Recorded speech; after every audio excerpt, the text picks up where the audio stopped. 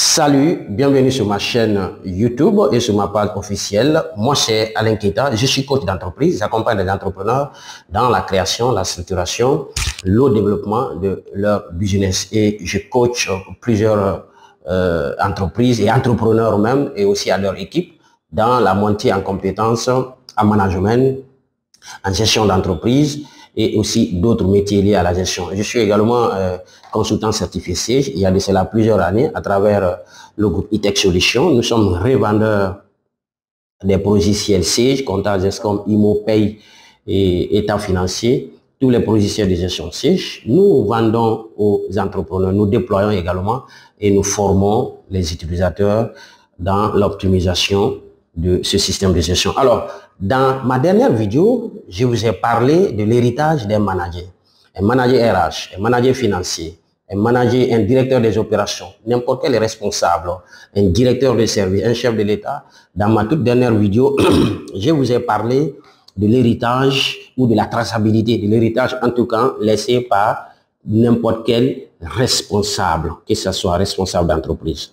Et je vous ai parlé des hommes puissants, des résultats significatifs et le bon système. Et vous savez, tous ces trois éléments, on doit travailler sur chaque élément. Dans mes cours de coaching, dans mes formations, dans mes conférences, alors on travaille sur chaque élément. Comment mettre un processus de gestion sur place, comment avoir des résultats significatifs. C'est vrai, la compétence, elle est aussi d'ordre fonctionnel, mais aussi de comportement, de l'attitude. D'où d'ailleurs l'insertion d'un programme de développement personnel et de transformation de soi, leadership. Parce que les résultats ne s'obtiennent pas comme ça. C'est d'abord le mindset, c'est la mentalité. Tout ce qu'on veut, on le peut. Et ça se dit souvent, ce que vous voulez, ce que vous pensez, forcément vous conduira à l'obtention de cette chose. Mais même si vous pensez à la chose, c'est vrai que on peut vouloir avoir quelque chose, mais il y a certains éléments qui nous permettent aussi, sur lesquels d'ailleurs on doit s'appuyer pour avoir le résultat. Dans le cadre de l'entreprise, c'est les hommes, donc les ressources humaines et aussi les moyens. Donc ça peut être les moyens financiers et les moyens humains. Les moyens financiers, comment tu peux obtenir les moyens financiers? C'est une organisation financière, une organisation technique, une organisation fonctionnelle. Ça, on appelle ça le process. Quand un client vient, comment il peut payer votre entreprise sans même qu'il soit frustré? Alors, si le bon système n'est pas sur place, je l'ai dit dans la dernière vidéo, les clients ne seront pas contents. Or, si les clients ne sont pas contents dans une entreprise, ne pensez pas qu'ils vont revenir. Et s'ils ne reviennent pas, le business ne sera pas pérenne. C'est pourquoi 80% des entreprises ferment à la première année de leur création. Parce qu'on court derrière le résultat financier, c'est-à-dire que l'argent. Alors, aujourd'hui, dans cette capsule de vidéo, je vais vous parler donc de la première partie qui est l'équipe, les hommes puissants. Je vous ai dit que les hommes puissants, c'est pas quelqu'un qui est physiquement puissant et non plus peut-être mentalement puissant. Nous allons parler donc de sa compétence est technique et sa compétence aussi attitudinale. Donc ici, vous avez le comportement, le savoir-faire et le savoir-être.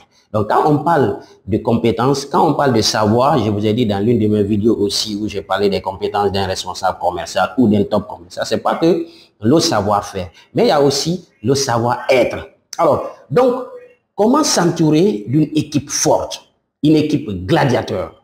Alors, je les appelle des mercenaires. Comment d'abord il faut, c'est vrai, on ne va pas faire tout un cours sur la gestion d'équipe, le leadership et la gestion d'équipe, mais nous allons voir comment vous, en tant qu'entrepreneur, comment vous, en tant que père de famille, je vais faire la métaphore comme ça. Oui, c'est vrai, quand vous voyez une famille qui s'épanouit, c'est que aussi des personnes qui construisent cette famille sont des personnes qui sont mentalement fortes et aussi qui réfléchissent bien. Tout ça, c'est le savoir, d'accord? Que tu sois dans une ONG, que tu sois dans l'administration publique, que tu sois dans une entreprise, lorsque vous êtes à la tête de 2 personnes, ça fait déjà plusieurs, 3, 4, 5, 6 personnes, il va falloir s'appuyer sur une équipe. Pas forcément une équipe, mais une équipe forte. Il y a d'autres qui vont s'appuyer sur leur équipe, mais ils n'arriveront pas à temps. Mais ceux qui s'appuient sur une équipe très forte, c'est eux-là qui atteignent l'objectif.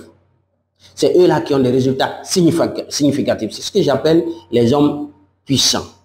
Donc, tu dois d'abord, en tant que manager, être la première personne puissante et tu cherches à donc transmettre ta puissance aux autres. Ça s'appelle le leadership. Il faut que les gens aient envie de suivre ce que tu fais par tes actes, par aussi ton comportement, ton savoir-faire, ton savoir-être. Et c'est très important. Alors, et tout commence par toi, responsable, directeur de service, manager RH, n'importe quel site, il y a une responsabilité. Alors, nous allons voir quelques points. Je vais vous montrer pas à pas comment constituer une équipe et dans la deuxième partie, comment la rendre forte. Parce que vous comprendrez que il y a beaucoup de critères, il y a beaucoup de caractéristiques. Lorsque toi, homme, tu décides de marier une femme, il y a beaucoup de choses qui se passent par la tête parce que l'environnement nous fait comprendre aussi que cette femme doit être comme ça et doit avoir ceci pour que soit ta femme. Mais quelle est, toi, ta décision? Quel est, toi, ton avis par rapport à ça? Donc, quels sont les critères? En d'autres termes, quels sont peut-être les indicateurs de performance de tel service ou de telle personne? Ou quels sont les caractères? Puisqu'on est avec la personne, restons focus sur la personne ou les personnes dont vous devez avoir dans votre équipe et pour propulser justement l'objectif. D'accord? Bien, donc on va voir 5 caractéristiques d'un collaborateur performant et invincible. C'est-à-dire qu'avec cette personne, un collaborateur, c'est la personne qui alors travaille avec vous. Là, je suis en train juste de m'adresser au manager, quel que soit votre niveau de responsabilité, mais lorsque je répète, lorsque vous êtes avec 3, 4, 5, 6, 7, 8, une centaine de personnes, la première des choses, c'est identifier les personnes avec qui vous travaillez. Donc, nous allons voir 5 caractéristiques fondamentaux d'un collaborateur performant et invincible. C'est-à-dire que pour continuer à travailler avec lui, il faut que cette personne ait un état d'esprit positif. Vous ne devez pas travailler avec des gens négatifs. Vous ne devez pas travailler avec des gens toxiques. Vous devez travailler avec des gens qui ont cet état d'esprit positif. Alors, nous n'allons pas trop approfondir, sinon on peut rester 1 heure en train de parler c'est quoi une personne qui a cet état positif. Je ne parle pas de l'humeur. À des moments donnés, vous pouvez avoir, vous pouvez être de mauvaise humeur, vous pouvez être de bonne humeur. Mais la positivité d'un collaborateur ne dépend pas forcément de son humeur. Il y a des moments où sa maman est malade, il y a des moments où sa famille a un problème et lui-même, ou bien avec son bailleur, ou avec sa femme, ou son époux ou épouse, il peut rester au bureau. À ce stade, à ce moment-là, il n'a envie de parler à personne. Ça, c'est pas de la négativité. Tout être humain peut se sentir à un moment donné bien ou mal. Mais il y a des gens donc qui sont capables de ne pas rester pendant 1 heure dans cette négativité. Donc, quelqu'un qui a l'état positif, qui croit à vos projets, qui croit à tout ce que vous faites, qui soutient vous manager, mais aussi qui vous dit que si on fait ça, c'est pas bon, si nous faisons ça, c'est bon. Donc, c'est pas, je ne parle pas des gens comme vous aimez le dire, les bénis, oui, oui, quand vous dites oui, chef, oui, chef, oui, chef, c'est pas les oui, chef, chef, chef. Mais quelqu'un qui a l'état positif, un esprit positif, c'est quelqu'un qui a une clairvoyance, qui a une clarté, qui sait que ce que je fais, je crois. D'abord, il croit à lui-même. Il croit donc à vous, manager. Il croit au projet de l'entreprise. Alors, une deuxième caractéristique, c'est un collaborateur orienté client. Vous avez un restaurant, vous avez une entreprise de BTP, vous avez une entreprise de commerce. Votre collaborateur, vous devez vérifier cette deuxième caractéristique auprès de vos collaborateurs. Des collaborateurs qui sont souvent orientés clients, qui savent chouchouter les clients, même s'ils ne sont pas commerciaux, mais qui savent tenir un langage, qui savent garder l'écoute, qui savent s'exprimer devant un client avec un langage doux, parce qu'il sait que le client est roi, que ce n'est vraiment pas un vain mot. Quand on dit le client est roi, c'est le client qui nourrit l'entreprise. Et l'entreprise nourrit les collaborateurs. En ce sens, quand je parle de nourriture, vous savez déjà, je parle de résultats financiers. D'accord? Une autre caractéristique, c'est que votre collaborateur doit avoir justement une caractéristique de leader ou d'entrepreneur. C'est quelqu'un qui est créatif. C'est quelqu'un qui, alors, de par son expérience d'ailleurs, il essaye de vous sauver la vie. Une autre caractéristique, c'est qu'il doit être un créateur de valeur. Ça, c'est la 4e caractéristique d'un collaborateur performant et invincible. Celui-là avec qui vous devez travailler longtemps. D'accord? Et aussi avoir un esprit d'équipe. Toute personne qui se trouve dans une équipe qui ne travaille pas selon la vision, la mission, les valeurs, qui n'a pas l'esprit d'équipe et qui veut toujours évoluer en solo, c'est vrai. En tant que manager, je ne vous dis pas tout de suite de lui licencier ou de se débarrasser de lui. Parce que un manager, vous devez faire le management par approche. Qu'est-ce que je veux dire? Vous ne pouvez pas, par exemple, prendre 5 personnes et dire que les 5 personnes ont la même mentalité, ont la même pensée, et ils pensent, ils pensent à la même chose au même moment. Impossible. C'est vrai avec les troupeaux, comme j'aime le dire dans mes cours de management d'équipe, on peut conduire un troupeau avec un seul bâton, justement en les conduisant dans un seul sens, mais une équipe de personnes, il faut un bâton par personne. Vous pourrez utiliser un bâton pour tout le monde, mais vous devez avoir donc un bâton par collaborateur. Ça veut dire que ce bâton, vous savez déjà ce qui est écrit sur ce bâton. Ce bâton-là, quand vous voulez frapper un autre collaborateur A avec le bâton du collaborateur B, ça ne fonctionne pas. Et c'est là où vous allez dire que si je parle sur cette personne, il m'écoute. Mais pourquoi quand je dis à l'autre, il ne m'écoute pas? C'est parce que ce n'est pas son bâton. Donc, manager par approche, c'est très important. Donc là, on était en train de parler de ces caractéristiques. Et sachez que une équipe, quand vous l'avez, vous la constituez, vous voyagez ensemble et vous atteignez la destination, l'objectif.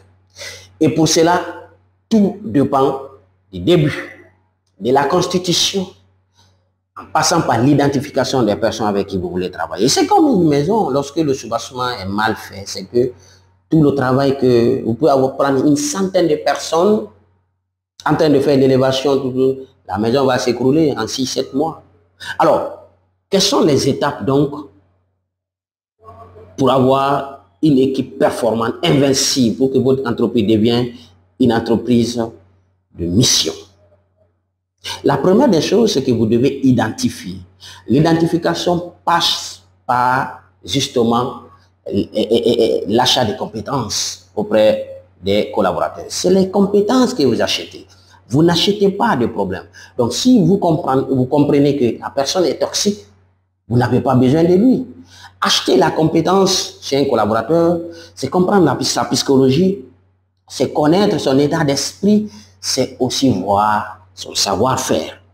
Surtout, on achète la compétence, on ne veut pas de problème. Deuxièmement, vous recrutez. Lorsque vous pouvez identifier sur les réseaux sociaux, vous pouvez identifier à travers des forums. Quand je dis forum, vous partez, vous voyez déjà le comportement de cette personne. Il travaille dans telle entreprise. Vous voulez qu'il travaille pour vous et parce que vous vous êtes identifié à lui. Vous cherchez exactement le profil dont vous avez besoin dans votre entreprise. Parce que ce n'est pas que la compétence technique. Mais il y a la compétence fonctionnelle et aussi vous avez l'attitude. Ensuite, vous passez par le recrutement. Donc, le recrutement, vous avez deux types. Soit vous le prenez en tant que salarié en tant que collaborateur permanent ou vous pouvez travailler avec lui en freelance. Donc là, il vous fait la prestation et surtout, même si c'est un prestataire, lorsque c'est une personne toxique, vous ne devez pas continuer à travailler avec lui. Rappelez-vous que vos collaborateurs sont dans votre entreprise parce que vous avez besoin de leurs compétences et vous n'avez pas besoin de leurs problèmes. Donc quand je dis problème, vous n'achetez pas de problèmes. J'ai dit des gens toxiques. Sinon, dans la gestion du bien-être des collaborateurs, c'est vrai qu'il faut s'occuper du problème des collaborateurs. On n'est pas à ce niveau, d'accord? Alors, troisième étape, c'est la formation. Lorsque vous recrutez, c'est d'ailleurs l'une des erreurs fondamentales des entrepreneurs. Alors, oui, c'est vrai, c'est pas des débutants, hein, c'est pas que les débutants. Il y a beaucoup d'entrepreneurs qui ont cessé de former leurs collaborateurs il y a de cela plusieurs années. Ils ont leurs raisons, on ne va pas parler de ces raisons-là ici, mais on sait que l'une des raisons principales, on a peur d'investir chez un collaborateur.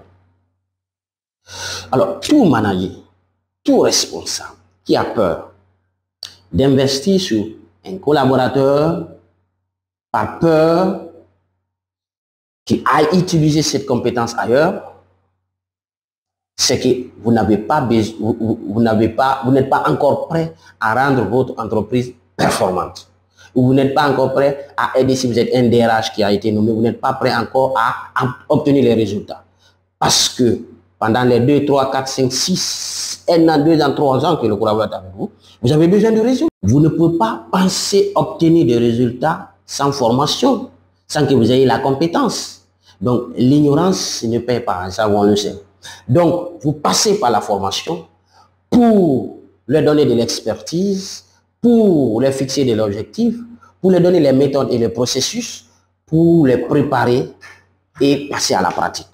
Ensuite, quatrième étape, pour rendre votre équipe, là on est dans la constitution de l'équipe, c'est de leur partager la culture d'entreprise, votre culture.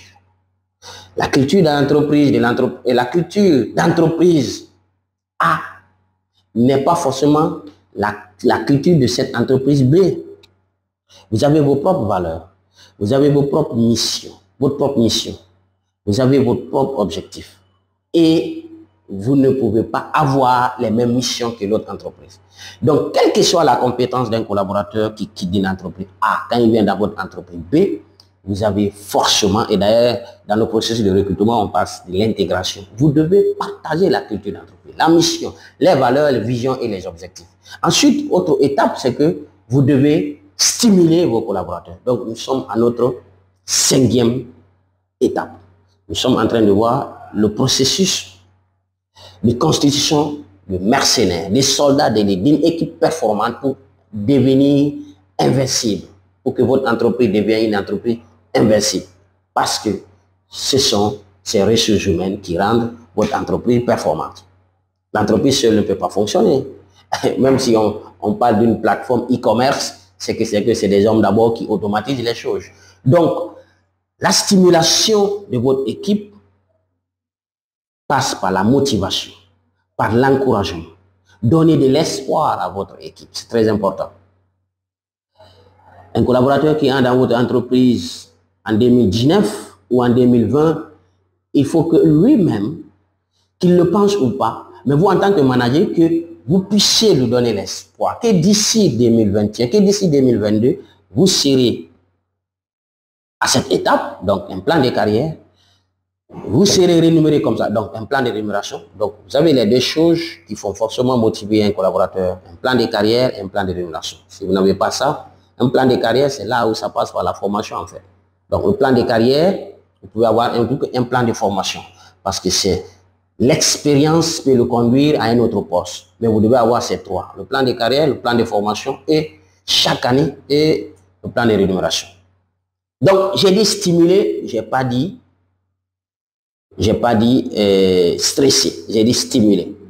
Motiver, ça c'est pas stresser. Ensuite, la dernière étape, c'est la mesure. Mesurer la performance, mesurer le talent, mesurer les indicateurs, les objectifs que vous avez fixés à votre collaborateur. Et c'est comme ça que vous pourrez comprendre si il peut, alors, par votre leadership, reprendre les tâches. Il pourra faire la même chose que cette personne, que vous-même. Et c'est ça l'objectif. C'est rendre les gens autonomes pour que l'entreprise soit autonome.